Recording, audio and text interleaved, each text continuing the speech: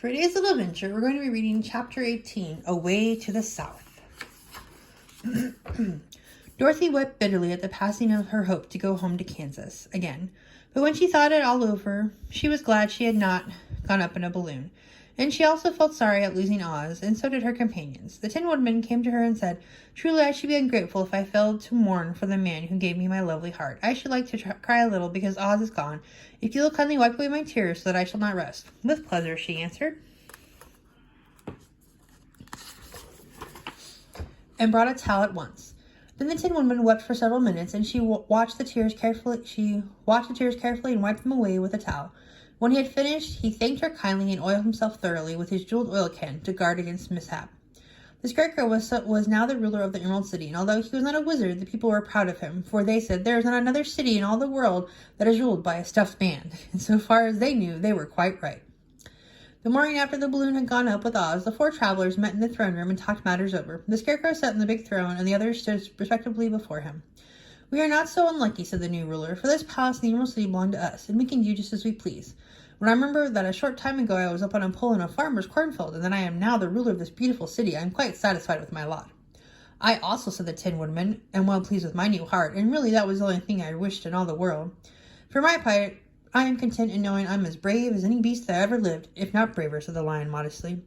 "If Dorothy would only be content to live in the Emerald City," continued the Scarecrow, "we might all be happy together."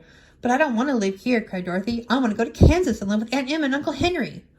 "Well, then what can be done?" inquired the Woodman. The Scarecrow decided to think, and he thought so hard that the pins and needles began to stick out of his brains. Finally, he said, "Why not call the winged monkeys and ask them to carry you over the desert?" "I never thought of that," said Dorothy joyfully. "It's just the thing. I'll go at once for the golden cap." When she brought it into the throne room, she spoke the magic words, and soon the band of winged monkeys flew in through an open window and stood beside her. "This is the second time you have called us," said the Monkey King, bowing before the little girl. "What do you wish?" "I want you to fly with me to Kansas," said Dorothy. But the Monkey King shook his head. "That cannot be done," he said. "We belong to this country alone and cannot leave it. There has never been a winged monkey in Kansas yet, and I suppose there never will be, for they don't belong there. We shall be glad to serve you in any way in our power, but we cannot cross the desert. Goodbye." And with another bow, the Monkey King spread his wings and flew away through the window, followed by all his band. Dorothy was almost ready to cry with disappointment. "I have wasted the charm of the golden cap to no purpose, for the winged monkeys cannot help me."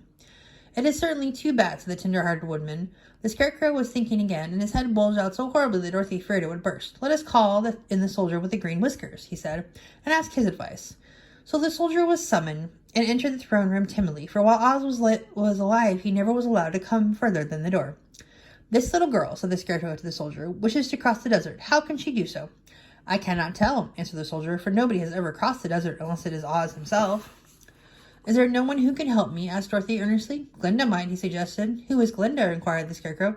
"The Witch of the South. She is the most powerful of all the witches and rules over the Quadlings. Besides, her castle stands on the edge of the desert, so she may know a way to cross it." "Glinda is a good witch, isn't she?" asked the child. "The Quadlings think she is good," said the soldier, "and she's kind to everyone. I have heard that Glinda is a beautiful woman who knows how to keep young in spite of the many years she has lived." "How can I get to her castle?" asked Dorothy. "The road is straight to the south," he answered, "but it is said to be full of dangers to travelers.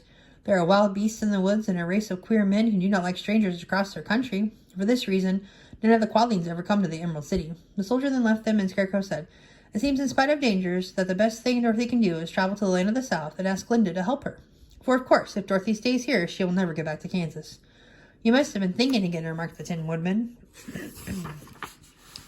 "I have," said the Scarecrow. "I shall go with Dorothy," declared the Lion, "for I am tired of your city and long for the woods and for the country again.